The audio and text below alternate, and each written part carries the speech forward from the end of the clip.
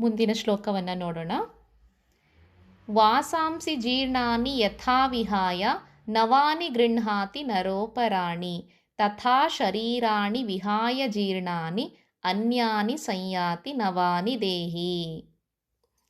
ನಾವೀಗಾಗಲೇ ನೋಡಿದ ಹಾಗೆ ಆತ್ಮ ಒಂದು ಶರೀರದಿಂದ ಮತ್ತೊಂದು ಶರೀರಕ್ಕೆ ಹೋಗುತ್ತೆ ಅಂತ ಹೇಳಿದ್ವಿ ಅಲ್ವಾ. ಅಂದರೆ ವಿಕಾರಗಳನ್ನು ಹೊಂದುತ್ತೆ, ಜೀರ್ಣವಾದಂತಹ ಶರೀರವನ್ನು ಬಿಟ್ಟು, ನಜಾಯತೆ ಮ್ರಿಯತೆ ಆ ಶ್ಲೋಕದಲ್ಲಿ ಹೇಳಲಾಗಿತ್ತು, ಈ ಶರೀರವನ್ನು ಬಿಟ್ಟು ಮತ್ತೊಂದು ಶರೀರ ಅದಕ್ಕೆ ಪ್ರಾಪ್ತಿಯಾಗತ್ತೆ ಅಂತ.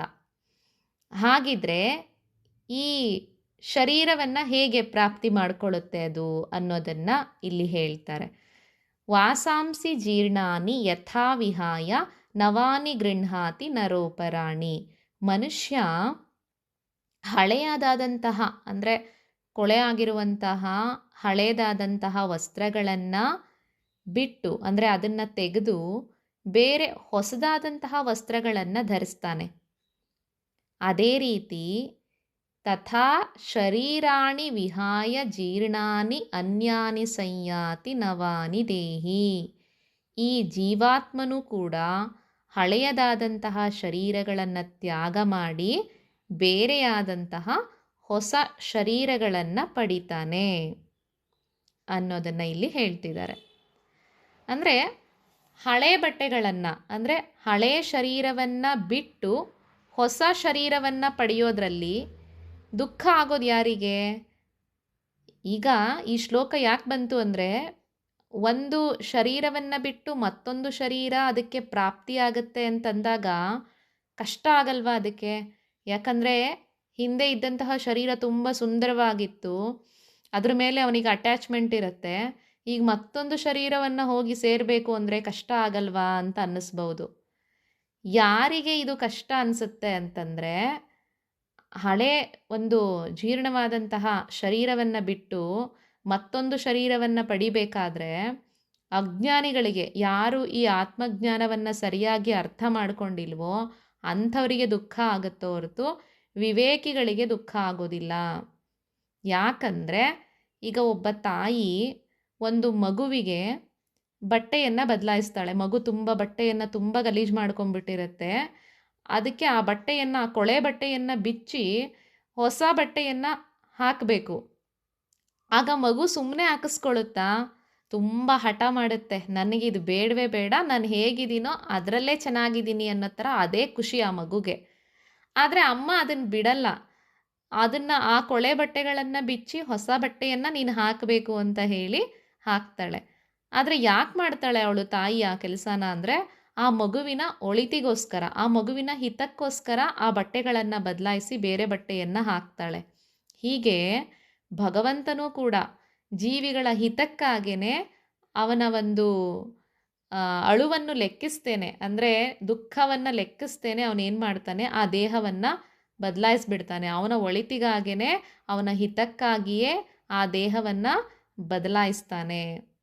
ಹಾಗಾಗಿ ಇಲ್ಲಿ ಹೊಸ ಬಟ್ಟೆಗಳನ್ನು ಬಿಟ್ಟು ಹಳೆ ಬಟ್ಟೆಗಳನ್ನು ಬಿಟ್ಟು ಹೊಸ ಬಟ್ಟೆಗಳನ್ನು ತೊಡುವಾಗ, ಮತ್ತು ಹಾಗೆ ಈ ಜೀರ್ಣವಾದಂತಹ ಶರೀರವನ್ನು ಬಿಟ್ಟು ಮತ್ತೊಂದು ಶರೀರಕ್ಕೆ ಹೋಗುವಾಗ ದುಃಖ ಪಡೋದು ಸರಿಯಲ್ಲ. ಅಜ್ಞಾನಿಗಳಿಗೆ ಮಾತ್ರ ಆ ದುಃಖ ಉಂಟಾಗೋದು. ಯಾರು ಪರಮಾತ್ಮನನ್ನು ಸರಿಯಾಗಿ ಅರ್ಥ ಮಾಡಿಕೊಂಡಿರ್ತಾರೆ ಅಂಥವರಿಗೆ, ವಿವೇಕಿಗಳಿಗೆ ಈ ದುಃಖ ಅನ್ನೋದು ಇರೋದಿಲ್ಲ. ಇವಾಗ ನಮಗಿಲ್ಲೊಂದು ಸಂಶಯ ಬರಬಹುದು.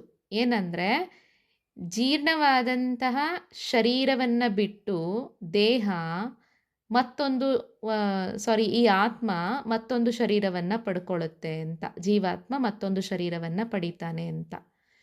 ಈಗ ಬಟ್ಟೆಗಳು ಕೊಳೆ ಆಗಿದ್ದಾಗ ಅದನ್ನು ಬಿಚ್ಚಿ ಹೊಸ ಬಟ್ಟೆ ಹಾಕೊಂಡಾಗ ಖುಷಿಯಾಗತ್ತೆ. ಹಾಗೆ ಈ ಶರೀರವೆಲ್ಲ ತುಂಬ ಜೀರ್ಣವಾಗಿದೆ ಅಂದರೆ ಮುಪ್ಪು ಬಂದಾಗ ಆಗಲೂ ಕೂಡ ಮೋಹ ಅನ್ನೋದು ಹೋಗಲ್ಲ ನಮಗೆ. ಎಷ್ಟೇ ವಯಸ್ಸಾಗಿದ್ರೂ ಇನ್ನೂ ಬದುಕಬೇಕು ಎಂಬಂತಹ ಆಸೆಯೇ ನಮ್ಮಲ್ಲಿ ಇರುತ್ತೆ.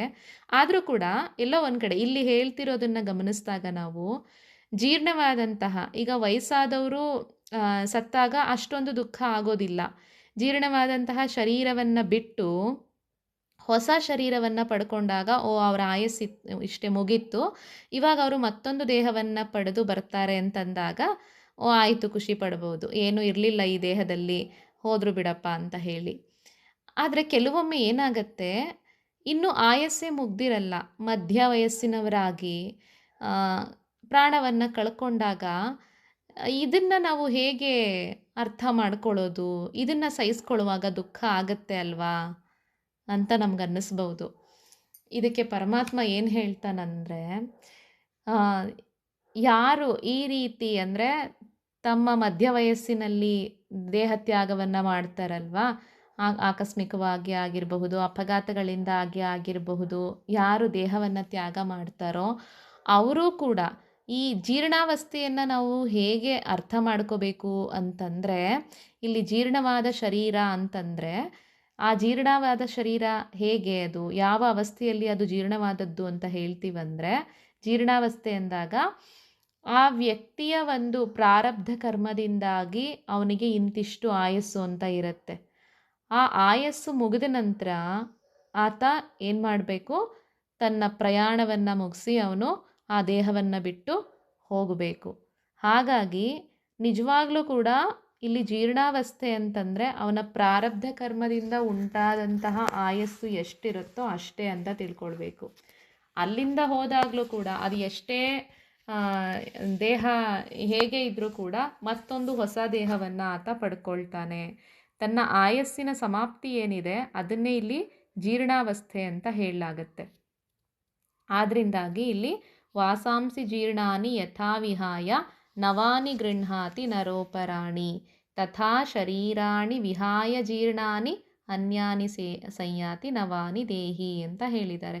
ಹೇಗೆ ಹಳೆಯದಾದಂತಹ ಬಟ್ಟೆಗಳನ್ನು, ಕೊಳೆಯಾಗಿರುವಂತಹ ಬಟ್ಟೆಗಳನ್ನು ನಾವು ಬದಲಾಯಿಸಿ ಹೊಸ ಬಟ್ಟೆಗಳನ್ನು ಧರಿಸ್ಕೊಳ್ತೀವೋ ಅದೇ ರೀತಿ ಆತ್ಮನೂ ಸಹ ಜೀರ್ಣವಾದಂತಹ ಶರೀರವನ್ನು ಬಿಟ್ಟು ಮತ್ತೊಂದು ಶರೀರವನ್ನು ಪ್ರಾಪ್ತಿ ಮಾಡ್ಕೊಳ್ತಾನೆ ಅಂತ. ಇಲ್ಲಿ ನಿಜವಾಗ್ಲೂ ಕೂಡ ಆತ್ಮ ತನ್ನ ಶರೀರವನ್ನು ಬದಲಾಯಿಸೋದಲ್ಲ. ಯಾಕಂದರೆ ಆತ್ಮ ಅಚಲನಾದಂಥವನು, ಅವನು ಚಲಿಸೋದಿಲ್ಲ. ಹಾಗಾಗಿ ಆತ್ಮ ಯಾವ ದೇಹಕ್ಕೂ ಹೋಗೋದಿಲ್ಲ ಅನ್ನೋದನ್ನು ತಿಳ್ಕೋಬೇಕು. ಹಾಗಿದ್ರೆ ದೇಹವನ್ನು ಬದಲಾಯಿಸೋದು ಯಾವುದು? ಹೊಸದಾದಂತಹ ಶರೀರವನ್ನು ಪಡ್ಕೊಳ್ತಾನೆ, ಶರೀರಕ್ಕೆ ಹೋಗ್ತಾನೆ ಅಂತ ಹೇಳಿದ್ವಿ ಅಲ್ವಾ. ಅದು ಹೇಗೆ ಅಂತಂದರೆ, ಸೂಕ್ಷ್ಮ ಶರೀರ, ಸ್ಥೂಲ ಶರೀರ ಅಂತ ಹೇಳಿ ಬೇರೆ ಬೇರೆ ಇರುತ್ತೆ.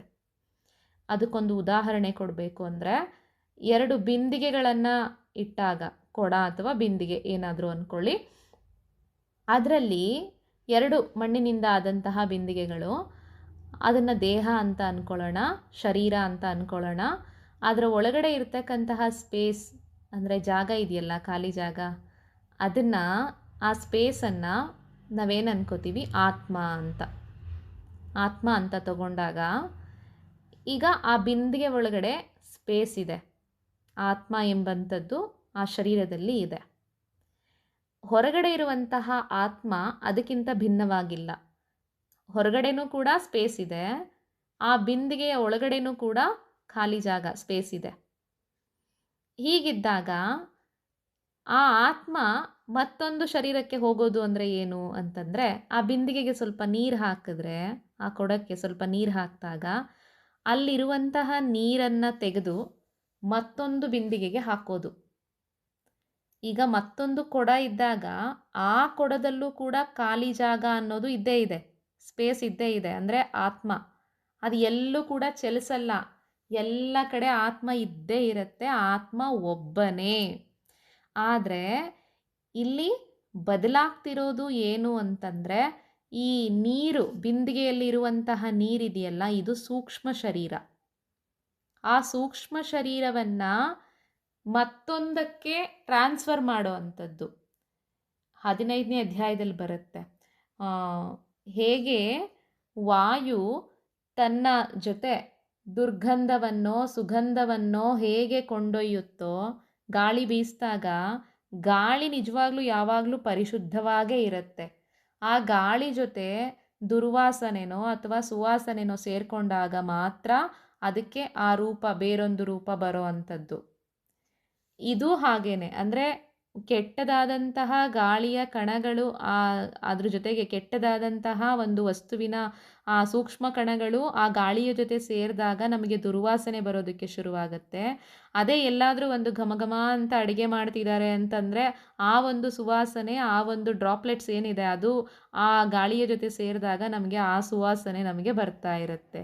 ಹಾಗಿದ್ಮೇಲೆ ಗಾಳಿಗೆ ಆ ಒಂದು ವಾಸನೆ ಆಗಲಿ ಅಥವಾ ಬೇರೆ ಯಾವ ದುರ್ಗಂಧ ಆಗಲಿ ಸುಗಂಧ ಆಗಲಿ ಇಲ್ಲ. ಇಲ್ಲಿ ನಿಜವಾಗ್ಲೂ ಗಾಳಿ ಶುದ್ಧವಾದದ್ದು. ಅದ್ರ ಜೊತೆಗೆ ಬೇರೊಂದು ವಸ್ತುಗಳ ಪ್ರಭಾವದಿಂದಾಗಿ ಬೇರೆ ಯಾವುದೋ ಒಂದು ವಸ್ತು ಕೊಳಕು ವಸ್ತುನೋ ಅಥವಾ ಒಳ್ಳೆಯ ವಸ್ತುನೋ ಅದ್ರ ಜೊತೆ ಸೇರಿದಾಗ ಸುಗಂಧವೋ ದುರ್ಗಂಧವೋ ಹೇಗೆ ಬರುತ್ತೋ ಗಾಳಿ ಅದನ್ನೆಲ್ಲ ಹೊತ್ತು ಒಯ್ಯುತ್ತೆ. ಗಾಳಿ ಬೀಸಿದಾಗ ಅದೆಲ್ಲವೂ ಕೂಡ ಅದ್ರ ಜೊತೆ ಬರುತ್ತೆ. ಹಾಗಂತ ಇದು ಕೆಟ್ಟ ಗಾಳಿ ಬರ್ತಿದೆ ಒಳ್ಳೆ ಗಾಳಿ ಬರ್ತಿದೆ ಅಂತ ಹೇಳೋಕೆ ಬರಲ್ಲ. ಯಾಕಂದರೆ ಗಾಳಿ ಯಾವಾಗಲೂ ಶುದ್ಧವಾಗೇ ಇರುತ್ತೆ. ಅಲ್ಲೇನೋ ಒಂದು ಕೊಳಕಾದಂತಹ ವಸ್ತುನೋ ಇಲ್ಲ ಯಾವುದೋ ಮೋರಿನೋ ಇದೆ ಅಂದರೆ ಅಲ್ಲಿರುವಂತಹ ಮೋರಿಯ ಪ್ರಭಾವದಿಂದಾಗಿ ಆ ಗಾಳಿ ಕೆಟ್ಟದಾಗಿ ನಮಗೆ ಅನ್ನಿಸ್ತಿರುತ್ತೋ ಹೊರತು ಗಾಳಿಯೇ ಕೆಟ್ಟ ಗಾಳಿ ಆಗಿರೋದಿಲ್ಲ. ಸೊ ಈ ರೀತಿ ಇದ್ದಾಗ ಒಂದು ಶರೀರದಿಂದ ಮತ್ತೊಂದು ಶರೀರಕ್ಕೆ ಆತ್ಮ ಬದಲಾಗ್ತಾನೆ ಅಂತಂದಾಗ ಆತ್ಮ ಹೇಗೆ ಬದಲಾಗತ್ತೆ, ಹೇಗೆ ದೇಹವನ್ನು ಪ್ರಾಪ್ತಿ ಮಾಡಿಕೊಳ್ಳುತ್ತೆ ಅಂದರೆ ಆ ಘಟದಲ್ಲಿ ಇರುವಂತಹ ನೀರು ಆ ಸೂಕ್ಷ್ಮ ಶರೀರವನ್ನು ಮತ್ತೊಂದು ಘಟಕ್ಕೆ ಹಾಕುವಂಥದ್ದು. ಆ ಸೂಕ್ಷ್ಮ ಶರೀರವನ್ನು ಗಾಳಿ ಹೇಗೆ ಕೆಟ್ಟ ವಾಸನೆಯನ್ನೋ ಒಳ್ಳೆಯ ವಾಸನೆಯನ್ನೋ ಹೇಗೆ ಹೊತ್ತು ಒಯ್ಯುತ್ತೋ ಅದೇ ರೀತಿ ಈ ಘಟದಲ್ಲಿ ಇರುವಂತಹ ಸೂಕ್ಷ್ಮ ಶರೀರ ಅದು ಮತ್ತೊಂದು ಶರೀರಕ್ಕೆ ಹೋಗಿ ಸೇರಿಕೊಳ್ಳುತ್ತೆ. ಅದನ್ನು ಆತ್ಮ ಮತ್ತೊಂದು ಶರೀರವನ್ನು ಪಡ್ಕೊಳ್ತು ಅಂತ ಹೇಳೋದು. ಆಗ ನಮಗೆ ಅದರಲ್ಲಿ ಇದ್ದಂತಹ ಹಿಂದೆ ಹೋದಂತಹ ದೇಹದಲ್ಲಿ ನಾವು ಏನಾದರೂ ಒಳ್ಳೊಳ್ಳೆ ಕೆಲಸಗಳನ್ನು ಮಾಡಿ ಒಳ್ಳೊಳ್ಳೆ ಸಂಸ್ಕಾರಗಳನ್ನು ನಾವು ಅದಕ್ಕೆ ಕೊಟ್ಟಿದ್ರೆ ಆ ಸೂಕ್ಷ್ಮ ಶರೀರ ಆ ಎಲ್ಲ ಸಂಸ್ಕಾರಗಳನ್ನು ಹೊತ್ತು ಮತ್ತೊಂದು ಶರೀರಕ್ಕೆ ಹೋಗಿ ಟ್ರಾನ್ಸ್ಫರ್ ಆಗುತ್ತೆ.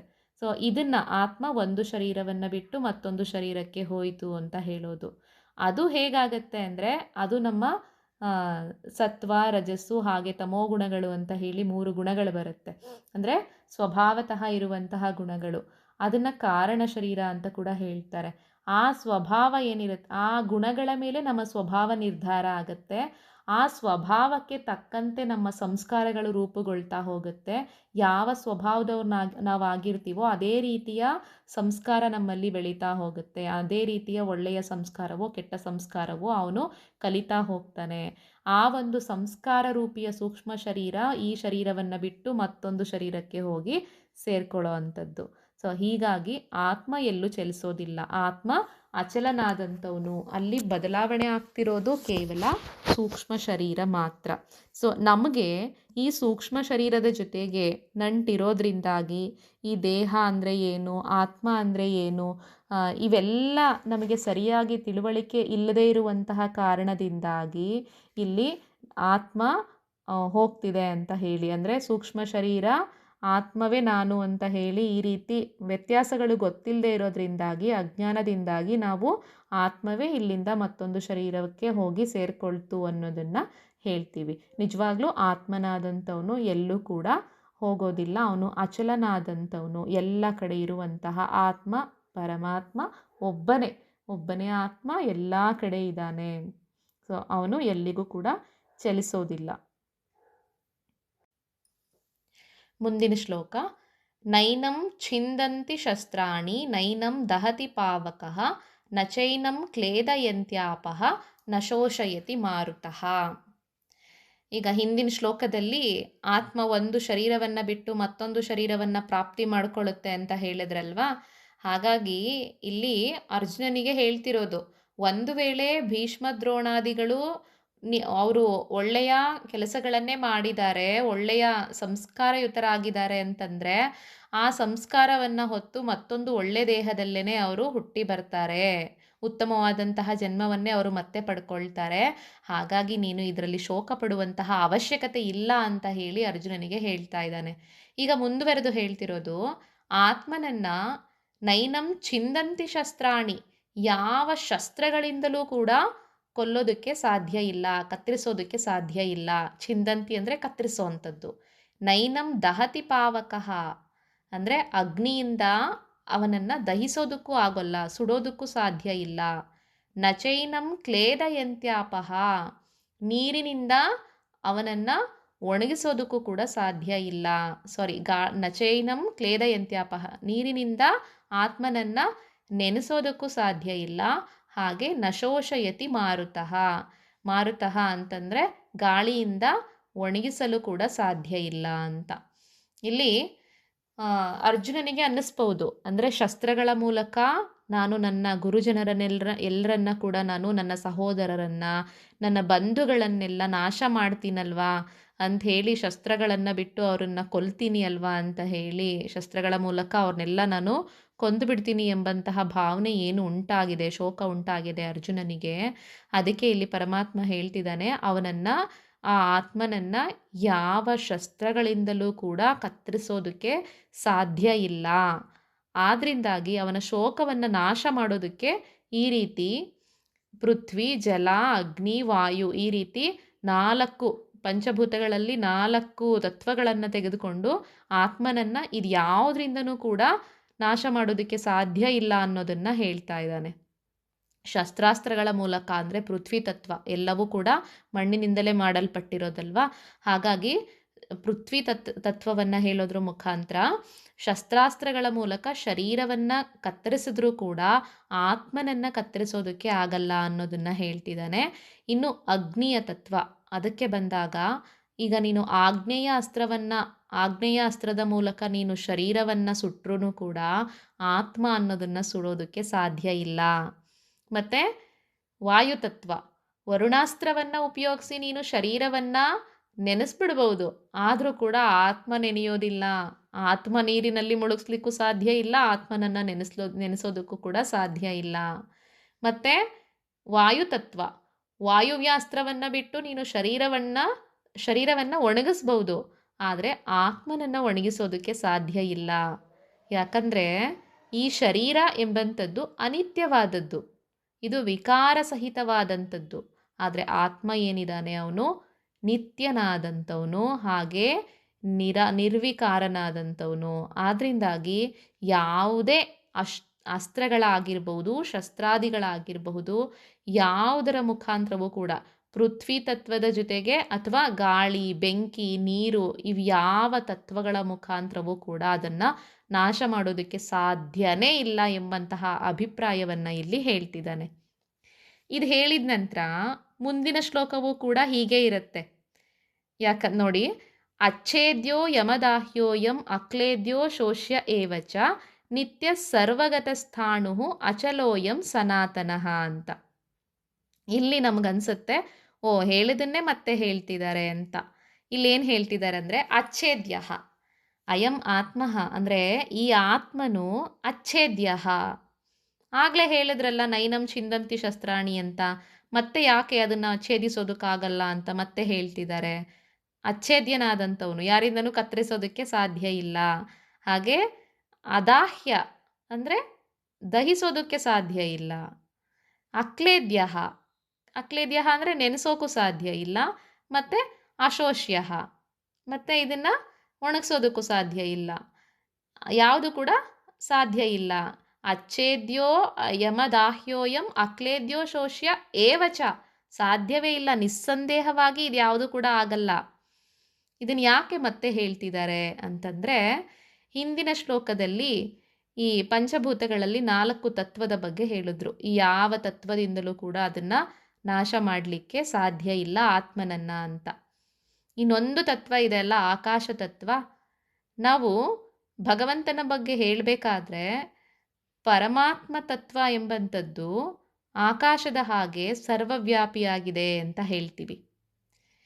ಈಗ ಈ ಎಲ್ಲ ವಿಚಾರಗಳನ್ನು ಆತ್ಮಕ್ಕೆ ಏನು ಹೇಳಿದ್ರೋ, ಗಾಳಿಯಿಂದ ಒಣಗ್ಸೋಕ್ಕಾಗಲ್ಲ, ನೀರಿನಿಂದ ಅದನ್ನು ನೆನೆಸೋಕ್ಕಾಗಲ್ಲ, ಅಗ್ನಿಯಿಂದ ಸುಡೋಕ್ಕಾಗಲ್ಲ, ಶಸ್ತ್ರಗಳಿಂದ ಕೊಲ್ಲೋದಕ್ಕಾಗಲ್ಲ ಅಂತ ಹೇಗೆ ಈ 4 ತತ್ವಗಳನ್ನು ಹೇಳಿದ್ರೋ, 4 ರೀತಿಯ ಒಂದು ಕೊಲ್ಲೋದಕ್ಕೆ ಸಾಧ್ಯ ಇಲ್ಲ ಈ ರೀತಿ ಅಂತ, ಇದನ್ನೇ ನಾವು ಆಕಾಶಕ್ಕೂ ಹೇಳ್ಬೋದು. ಆಕಾಶನೂ ಕೂಡ ಯಾರು ಶಸ್ತ್ರಗಳಿಂದ ಅದನ್ನು ಕತ್ತರಿಸೋದಕ್ಕೂ ಆಗಲ್ಲ, ಗಾಳಿ ನೆನೆಸೋಕ್ಕಾಗಲ್ಲ, ಇವೆಲ್ಲ ಕೂಡ ಆಕಾಶಕ್ಕೂ ಅಪ್ಲೈ ಆಗುತ್ತೆ.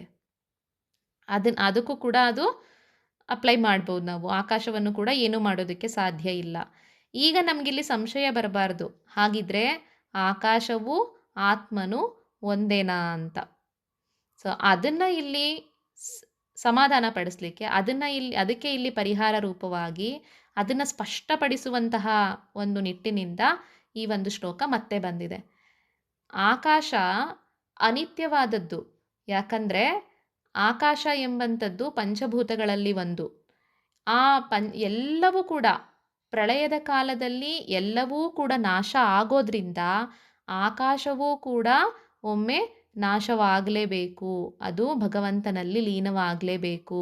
ಇವೆಲ್ಲ ಕೂಡ ಆಕಾಶಕ್ಕೂ ಕೂಡ ಮಾಡಲಿಕ್ಕೆ ಸಾಧ್ಯ ಇಲ್ಲ ಅಂತ ಅಂದಾಗ ಆಕಾಶವನ್ನು ಕೂಡ ನಾವು ಇವೆಲ್ಲದರಿಂದ ಕೂಡ ಏನನ್ನೂ ಮಾಡಲಿಕ್ಕೆ ಆಗೋದಿಲ್ಲ ಅನ್ನೋದು ಅದಕ್ಕೂ ಕೂಡ ಅನ್ವಯ ಆಗುತ್ತೆ ಅನ್ನೋದಾದರೆ ಒಂದು ಭೇದವನ್ನು ನಾವು ಖಂಡಿತ ನೋಡಬೇಕು.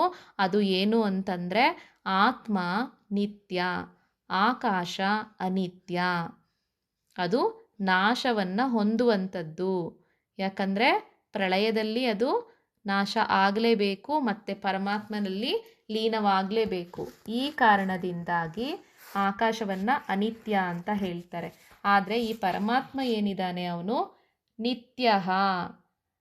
ಆಕಾಶ ಅನಿತ್ಯ, ಪರಮಾತ್ಮ ನಿತ್ಯನಾದಂಥವನು, ಸರ್ವಗತಃ ಎಲ್ಲ ಕಡೆ ಇರೋ ಅಂಥವನು, ಸ್ಥಾಣುಹು ಅಂದರೆ ಚಲಿಸೋದಿಲ್ಲ, ಒಂದೇ ಕಡೆ ಸ್ಥಿರವಾಗಿ ಇರೋದನ್ನು ಸ್ಥಾಣು ಅಂತ ಹೇಳ್ತಾರೆ. ಆಗಲೇ ಹೇಳ್ದಾಗೆ ಒಂದು ದೇಹದಿಂದ ಮತ್ತೊಂದು ದೇಹಕ್ಕೆ ಹೋಗ್ಬೇಕಾದ್ರೂ ಕೂಡ ಅವನು ಚಲಿಸೋದಿಲ್ಲ, ಅಲುಗಾಡೋದೇ ಇಲ್ಲ, ಸ್ಥಿರವಾಗಿ ಇರೋ ಅಂಥದ್ದು ಅಲ್ಲೇ ಇರುತ್ತೆ. ಎಲ್ಲ ಕಡೆ ಒಬ್ಬನೇ ಆತ್ಮ ಸರ್ವಗತನಾಗಿ ಸರ್ವವ್ಯಾಪಿಯಾಗಿ ಇರೋ ಅಂಥದ್ದು. ಎಲ್ಲೂ ಕೂಡ ಅವನು ಅಲುಗಾಡೋದಿಲ್ಲ, ಸ್ಥಿರವಾಗಿ ಇರ್ತಾನೆ. ಅದಕ್ಕೆ ಅವನನ್ನು ಸ್ಥಾಣು ಅಂತ ಹೇಳ್ತಾರೆ. ಹಾಗೆ ಸ್ಥಾಣು ಸನಾತನಃ ಅಂತ ಅಚಲಃ. ಅಚಲ ಅಂದರೆ ಚಲನೆ ಇಲ್ಲ, ಎಲ್ಲೂ ಕೂಡ ಚಲಿಸೋದಿಲ್ಲ, ಸ್ಥಿರವಾಗಿದ್ಕೊಂಡು ಅವನು ಸನಾತನನಾದವನಾಗಿದ್ದಾನೆ. ಹಾಗಾಗಿ ಈ ಆತ್ಮಕ್ಕೂ ಹಾಗೂ ಆಕಾಶಕ್ಕೂ ವ್ಯತ್ಯಾಸ ಇದೆ. ಆಕಾಶಕ್ಕೂ ಕೂಡ ಇವೆಲ್ಲದರಿಂದ ಏನೂ ಮಾಡೋಕ್ಕಾಗಲ್ಲ ಅಂದಷ್ಟು ಮಾತ್ರಕ್ಕೆ ಆಕಾಶವೇ ಪರಮಾತ್ಮ ಅಂತ ತಿಳ್ಕೊಳ್ಳೋದಕ್ಕೆ ಸಾಧ್ಯ ಇಲ್ಲ. ಅದು ಅನಿತ್ಯವಾದದ್ದು. ಹಾಗೆ ಆತ್ಮ ನಿತ್ಯನು ಅನ್ನೋದನ್ನು ಇಲ್ಲಿ ಸ್ಪಷ್ಟಪಡಿಸ್ತಿದ್ದಾರೆ. ಇನ್ನು ಮುಂದಿನ ಶ್ಲೋಕ, ಅವ್ಯಕ್ತೋಯಮಚಿಂತ್ಯೋಯಂ ಅವಿಕಾರ್ಯೋಯಮುಚ್ಯತೆ ತಸ್ಮಾದೇವಂ ವಿದಿತ್ವೈನಂ ನಾನು ಶೋಚಿತುಮರ್ಹಸಿ. ಅವ್ಯಕ್ತ, ಆತ್ಮನನ್ನು ಅವ್ಯಕ್ತ ಮತ್ತು ಅಚಿಂತ್ಯ ಅಂಥೇಳಿ ಹೇಳ್ತಿದ್ದಾರೆ. ಅವ್ಯಕ್ತ ಅಂದರೆ ಆತ್ಮನು ವ್ಯಕ್ತಪಡಿಸೋದಕ್ಕೆ, ಅಂದರೆ ಆತ್ಮನು ಯಾವುದೇ ಇಂದ್ರಿಯಗಳ ಮೂಲಕ ತಿಳಿಯೋದಕ್ಕೆ ಸಾಧ್ಯ ಆಗೋದಿಲ್ಲ, ಅದಕ್ಕಾಗಿ ಅವನನ್ನು ಅವ್ಯಕ್ತ ಅಂತ ಹೇಳ್ತಾರೆ. ಮತ್ತು ಮನಸ್ಸಿನ ವಿಷಯವೂ ಕೂಡ ಅಲ್ಲ, ಮನಸ್ಸಿಗೂ ಕೂಡ ಅವನು ಅಚಿಂತ್ಯ, ಚಿಂತನೆಗೂ ಕೂಡ ನಿಲುಕದವನು ಆತ್ಮ ಪರಮಾತ್ಮ. ಹಾಗಾಗಿ ಅಚಿಂತ್ಯ ಅವ್ಯಕ್ತ ಅಂತ ಹೇಳ್ತಿದ್ದಾರೆ. ಇನ್ನು ಅವ್ಯಕ್ತ ಅಯಂ ಅಚಿಂತ್ಯ ಅವಿಕಾರ್ಯ ಅಂದರೆ ವಿಕಾರವನ್ನು ಹೊಂದೋದಿಲ್ಲ. ಈ ದೇಹಕ್ಕೆ ಇರುವಂತಹ ಯಾವ ಷಡ್ವಿಕಾರಗಳು ಕೂಡ ಆತ್ಮನಿಗೆ ಇಲ್ಲ. ಆದ್ದರಿಂದಾಗಿ ಈ ಆತ್ಮನನ್ನು ತಸ್ಮಾದೇವಂ ವಿದಿತ್ವೈನಂ ನಾನು ಶೋಚಿತುಮರ್ಹಸಿ. ಆದ್ದರಿಂದಾಗಿ ಆತ್ಮನನ್ನು ಈ ಮೇಲೆ ಏನೆಲ್ಲ ಹೇಳಿದ್ರೋ ಈ ಪ್ರಕಾರವಾಗಿ ತಿಳಿದು ನೀನು ಶೋಕಿಸೋದಕ್ಕೆ ಯೋಗ್ಯನಲ್ಲ. ಇದನ್ನೆಲ್ಲ ತಿಳಿದಾದ ಮೇಲೆ ಶೋಕ ಅನ್ನೋದು ಯಾಕೆ? ಇದು ಶೋಕಿಸುವಂತಹ ಸಮಯವೂ ಅಲ್ಲ, ಶೋಕಿಸುವಂತಹ ವಿಷಯವೂ ಅಲ್ಲ, ಶೋಕಿಸೋದಕ್ಕೆ ಯೋಗ್ಯವೂ ಅಲ್ಲ. ಹಾಗಾಗಿ ನೀನು ಶೋಕಿಸಬೇಡ. ನಾನು ಶೋಚಿತುಮರ್ಹಸಿ ನ ಅರ್ಹಸಿ, ಅನುಶೋಚಿತುಂ ನ ಅರ್ಹಸಿ. ಇದು ಶೋಕಿಸೋದಕ್ಕೆ ಉಚಿತವಾದದ್ದಲ್ಲ. ಯಾಕಂದರೆ ಆತ್ಮ ನಿತ್ಯನು, ಅವನನ್ನು ಏನು ಮಾಡಲಿಕ್ಕೆ ಸಾಧ್ಯ ಇಲ್ಲ ಅನ್ನೋದನ್ನು ಇಲ್ಲಿ ಸ್ಪಷ್ಟಪಡಿಸ್ತಿದ್ದಾರೆ. ಅವನು ಅವಿಕಾರ್ಯ ಮತ್ತು ಅಚಿಂತ್ಯ ಅವ್ಯಕ್ತ. ಇವೆಲ್ಲ ಇಷ್ಟೊತ್ತು ಏನೆಲ್ಲ ಆತ್ಮನ ಬಗ್ಗೆ ಹೇಳಿದ್ರೋ ಇದನ್ನೆಲ್ಲ ತಿಳಿದ ನಂತರ ನೀನು ಶೋಕ ಪಡೋದಕ್ಕೆ ಹೇಗೆ ಸಾಧ್ಯ? ಯಾಕೆ ಶೋಕವನ್ನು ಪಡ್ತೀಯ? ನೀನು ಶೋಕ ಪಡೋದ್ರಲ್ಲಿ ಇದು ಉಚಿತವಾದದ್ದಲ್ಲ, ಯಾವ ಅರ್ಥವೂ ಇಲ್ಲ ಅನ್ನೋದನ್ನು ಅರ್ಜುನನಿಗೆ ಹೇಳ್ತಾ ಇದ್ದಾನೆ. ಇಲ್ಲಿಗೆ ನಿಲ್ಲಿಸ್ಕೊಳ್ಳೋಣ.